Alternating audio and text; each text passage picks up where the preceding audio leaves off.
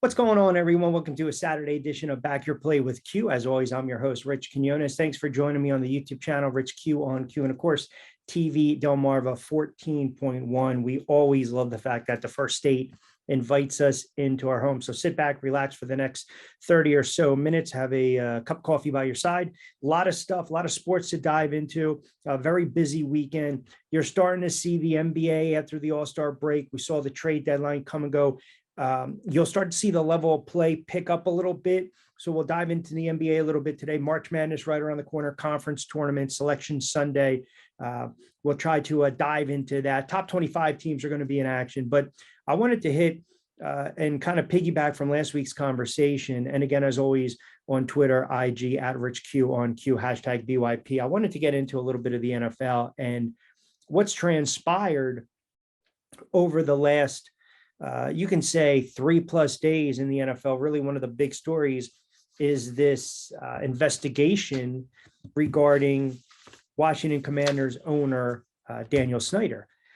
These reports have come out. It's a $55 million loan that basically, I guess you can say, is kind of the crux of this investigation, i.e. financial misconduct by Snyder, a secret $55 million loan. And if you know anything about that from an NFL standpoint, from an ownership standpoint, loans and lines of credit obtained with without approval of the head of, in this case, Washington head of directors, violates team shareholders agreement. So you almost get the sense that Snyder is almost robbing Peter to pay Paul here. And I know the sentiment over the last decade plus has been get the proper votes needed, get the backing of the owners to force Daniel Snyder to sell. And when you learn that the NFL is not really going to do any type of investigation into this, it almost leaves you to believe that Roger Goodell, the commissioner, I'm not going to say he's in cahoots or in bed, but he's kind of sitting back. I mean, look, we know the power that Daniel Snyder has. I mean, think about this. 4 or 5 months ago, he was talking about, I have stuff. I pretty much can blackmail some of these owners. And then you see the picture of Jerry Jones in the black and white and you know, from the 60s. And there was a big issue with that at a rally, you know, with the time during segregation and everything. And people were getting on Jerry Jones, and rightfully so.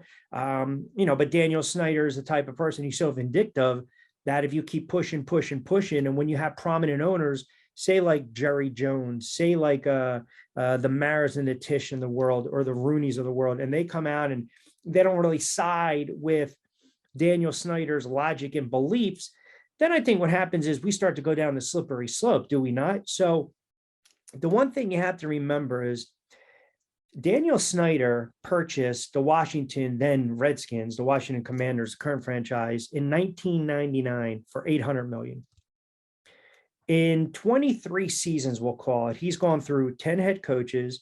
They have not passed the divisional round of the playoffs. They've had a litany of quarterbacks. It's quarterback carousel. And the record throughout that time, that decade, is 164, 220, and 2. So this is not a winning organization. This is not a winning franchise. They thought they had their quarterback in RG3 many, many moons ago. And we know what happens with him, with Shanahan putting him back in late in the playoff game. And his career was never the same. They thought maybe they had the quarterback in Kirk Cousins. Hey, how do you like that, right? You know, pay me the money. Kirk Cousins goes to Minnesota. They certainly don't have a quarterback right now because they just released Carson Wentz, which we'll get into in a couple moments. So when you think about the NFL and you think about Daniel Snyder's place in the NFL, go back a year or so ago. Daniel Snyder was under investigation because everyone was talking about the toxic culture, the environment that is the Washington Commanders, the Washington football team, with the cheerleaders and the sexual misconduct and the female employees and the lawsuits. And at that time, when Snyder was pushed and pressed and the investigation came and he was getting sued left and right by all these people, he basically kind of dangled the carrot in front of the NFL world, and more importantly, the fans, and kind of planted this notion that, well, if I'm forced to sell, maybe I'll consider selling. And in the interim, in that time, there were offers of potentially 6.3, which was a max bid. 6 billion was kind of the cutoff. He's asking for 7. Listen, I mean, this is the problem now, because when he was being pressured and investigated, that's when he said, maybe I'll sell. Now that the dust is settled, he's almost as though reneges on that deal, reneges on that offer or that thought, and throws it back at the NFL and the other 31 owners, and more importantly, to the fan base. I mean, look, this team has nothing to hang their hat on over the last 25 seasons. This is not in the 80s with the Hogs. This is not even, when they were winning Super Bowls in the 90s. And it's funny because all the times they won it, you're talking strike seasons, right? 81, 82-ish, 87-ish, 88 Super Bowl, 90, 91-ish, always during the strike. So it's a different era in the NFL. We know that. But I feel bad for the fans, because back in the day, RFK was a rocking stadium. Right now, all of a sudden, when you have that intersection of 95 up and down, whether it's Giants fans, up the turnpike, whether it's Eagles fans or Ravens fans or Jet fans, you've got 5 teams in proximity where they'll make that trek and they'll invade that stadium and they'll take over that stadium. So when the Washington football team, the Washington Commanders, are getting blown out 35-6 in the third quarter and fans are already leaving, you start to run over the stadium. That's a bad look.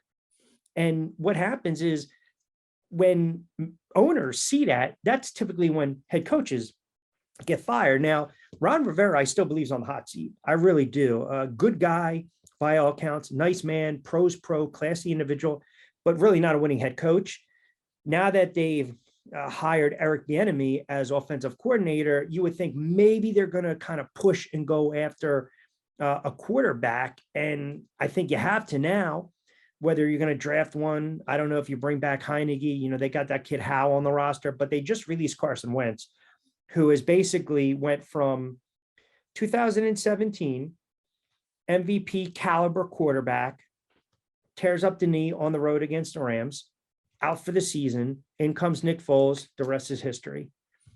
Gets injured again. Nick Foles, they make the playoffs. Then you turn around, you draft Jalen Hurts. Carson Wentz again starts, benched. In comes Jalen Hurts.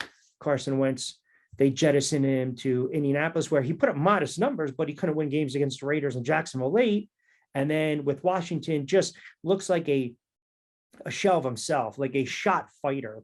It's amazing to go from the highs of highs.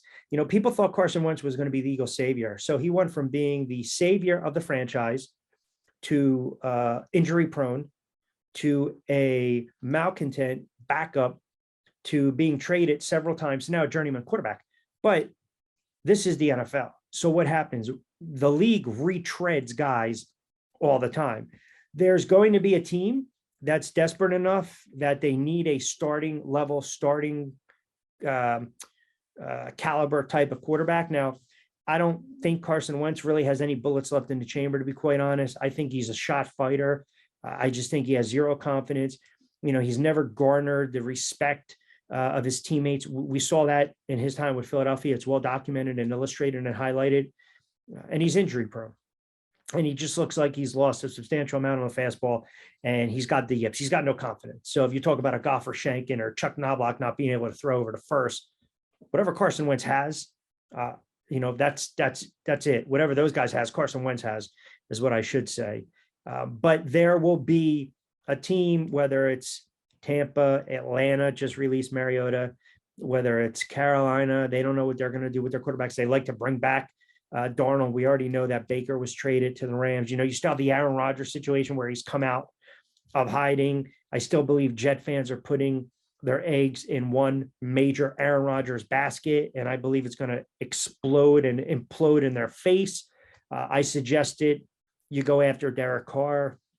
The Giants are trying to get the deal done with Daniel Jones. So the NFL, it is a quarterback carousel. That's the way the league is. And a lot of times we'll see you regurgitate, reshuffle some of these quarterbacks. But again, this is just me. In my opinion, Carson Wentz is a starting quarterback in the NFL is done. I'm more concerned about what the NFL is going to do with Daniel Snyder, because you have, it's hard to self-police, but you also have to investigate, because like I said, if this is a $55 million loan, which kind of, really plays into financial misconduct by Snyder, a secret $55 million loan, that's a horrible look, right? And again, it's like, hey man, you bought this franchise for 800 million and you can probably get 6.3 billion. Get out while you can. But it's the ego. The ego is a powerful thing, is it not an extremely powerful thing? I mean, this is a guy that owned radio stations that was firing talent if they said something derogatory about Washington, right? So it's a really slippery slope that the NFL has decided to kind of get in bed with. And we can sit here every day or every week and talk about how the NFL needs to step in. I think if Daniel Snyder, had an ounce of empathy and sympathy and any type of emotion towards the franchise or the fan base, he would sell, because he realizes it's just not working. And the fans deserve more, right? They go to the stadium, they drive, gas, tolls, they're buying tickets, they're buying merchandise, parking, food, beer, concession stands.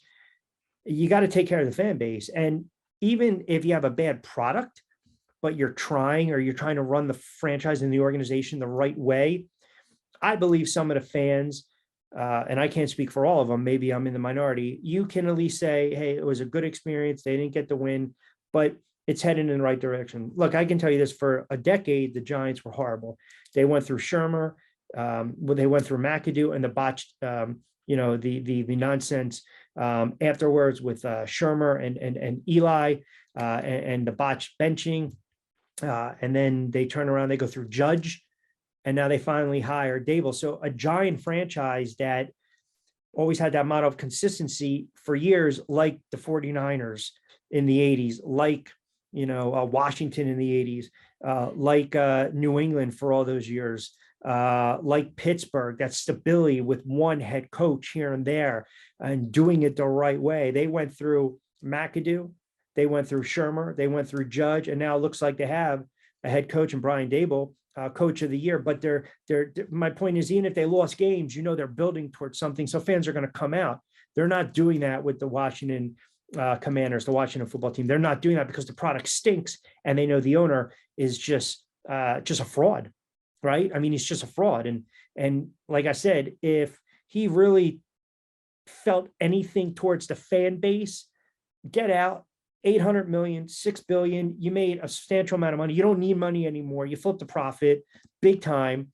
Everyone's happy. Hand over the reins and wish for the franchise the best of luck. But he's not going to do that because of the ego. And he's kind of like a worm, a little snake. So, but it really is interesting what's going on in Washington, because I'm waiting to see how this plays out with the NFL, because even there was talk that maybe Jeff Bezos would come in, but apparently Snyder doesn't want to deal with Jeff Bezos. I mean, I don't know, maybe shake hands, you want to take a shower afterwards, who knows? So, all right, midway through a Saturday morning edition of BYP with Q, Rich Quinones here. And as always, we appreciate you guys checking us out, keeping us locked in. TV Delmarva 14.1, guys doing an outstanding job. So again, there's all the information. If you guys are interested in doing some type of advertising, you got the watch live, which you're watching me right now as we speak, but then you'll see the contact page for some very cost-effective advertising in the first state and the surrounding area. All right, so midway through, don't forget, you can tweet at me at RichQ on Q, Twitter, IG, the YouTube channel, Rich Q on Q. We always encourage you guys to comment, subscribe, share, like.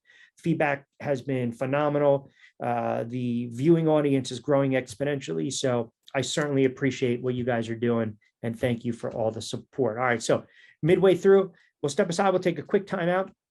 And when we come back, a little more NFL. I want to get into the NBA. A lot of stuff has gone down since we last spoke a week or so ago, right here on the Saturday edition of BYP, which will continue right here on TV 14.1, TV Delmarva 14.1, right after this.